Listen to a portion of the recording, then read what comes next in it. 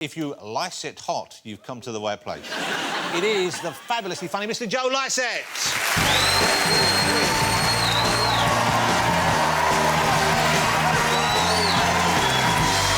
Great to see you in the Gangnam Style. Hello, John. You know, hello. Hello.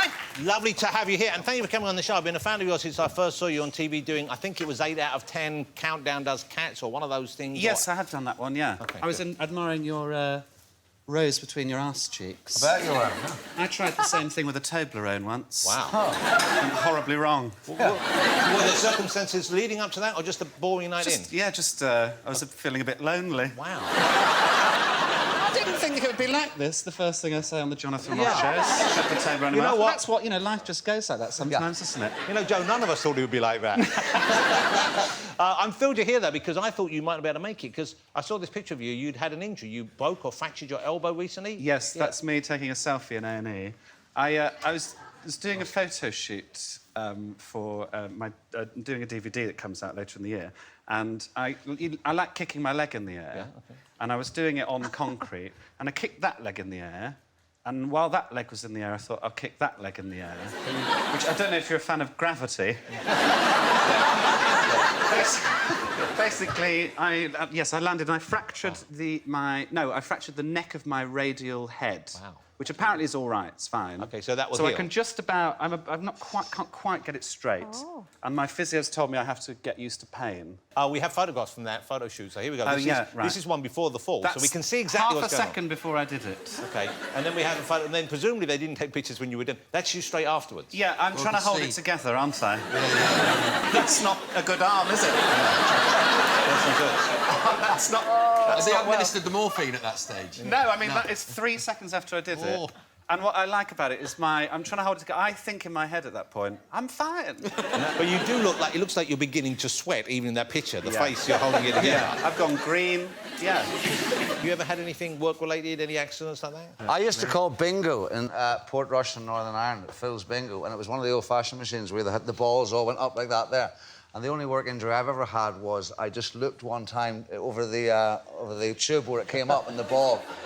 Kelly's eye red one, actually, hit me right in the eye and fell a bit of a shiner, that was it. Hit in the eye by Kelly's ball. My worst work accident was doing a sitcom on the BBC One called Big Top.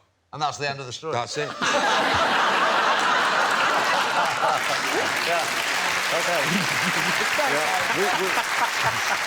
Some of us saw that. OK. Now, Joe has a book out, and if you've seen Joe on TV, you know he has a very lovely way with words. I think you're a very clever writer and a clever performer. And so explain the book, what you've done in the book. It's similar to your stage work, similar to your TV work, but somewhat different. Yeah, well, it's a self-help book that won't help you. Every self-help book, basically. Basically, I love trolling people that deserve to be trolled. So you mentioned PPI earlier. There's actually a chapter in there about how to claim for PPI. Well, you see the cover there. It's Joe Lycett. It's Parsnips Buttered. First of all, the title. Why Parsnips, buttered? Because there's a routine in there which I did on Cat's Countdown, actually, about how I contested a parking fine. Get a lot of parking fines. And that's just because you park illegally? Yeah. But you contest them, and I admire. That's the spirit. Yeah, I love doing it. Currently, you know, in your phone, like, you've got, like, reminders. Yeah. One of my reminders at the minute is just fuck up Leeds Council. What are your favourite ones of the exchanges you've had with... And it seems to be mainly bureaucracy, but sometimes it's individuals as well who've written to you. Yeah, there's the Sun newspaper. I've tried to sell stories to them that haven't happened. So you've thought... OK, so tell me about one of the stories you've tried to place in the Sun. One I got quite close with, which is in the book, which is... tried to tell them that Matt Baker was kicking a pigeon. Matt Baker, who presents the one... Matt Baker from the One Show. No man you would think of as having any anger in his heart towards any animal, let alone a pigeon. You think so? I feel like he's a psychopath. Wow.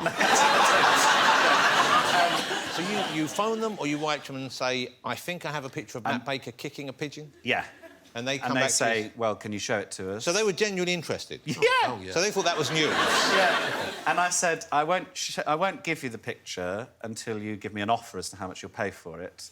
And I did generously. I said I've attached a cropped version of the image, which was just a picture of a pigeon that I googled. And then it sort of spiralled from there, basically. But they didn't buy the image. So because you didn't have his foot in contact with the pigeon... Well, it doesn't exist, Jonathan. Ah, I see. OK, so, now...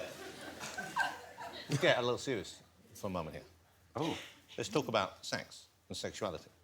You've described yourself as pansexual. Yeah. That's all I need to know. Let's move on. Now, pansexual, what does that actually mean? That means you're kind of open to all offers? Not literally, but I mean, like, you don't define yourself as any particular brand? Are you coming on to me? What's no, happening? I just...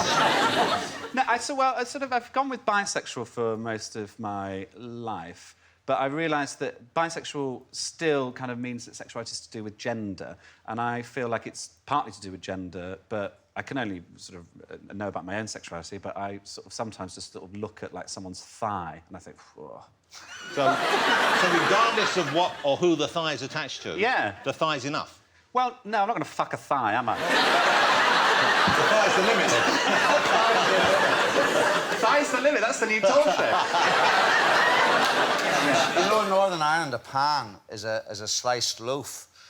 So the idea of pansexual is entirely different in Northern Ireland. That really is a lonely night. Well, I stick toe bones up my arse, so... Yeah. We've got lots to learn, haven't we? You're either going to get so many free Tobrons after this or be banned from ever buying one again. Yeah. OK, and congratulations to you. You were number 10 in Attitude Magazine's Hot 100 list. Yeah. Now, 10th hottest man in the world, wow, they said. that's amazing. There's a silence of disbelief in the audience. Who are the other 89 below you? Daniel Craig was below me. Wow. Well, I mean, all other men other than the top 10. All of us are below. Yeah. Who's number one? Basically, whatever, Attitude do this vote every year, and you can vote for, the hottest man in the world and whatever. And I thought, well, I thought it'd be funny to canvass for votes for myself. So you canvass for votes? Yeah. I rigged the election, really. We have a picture here. I think was this a picture you sent them, or was this just a picture that reflects your hotness? Here we have you on a hammock. There it is.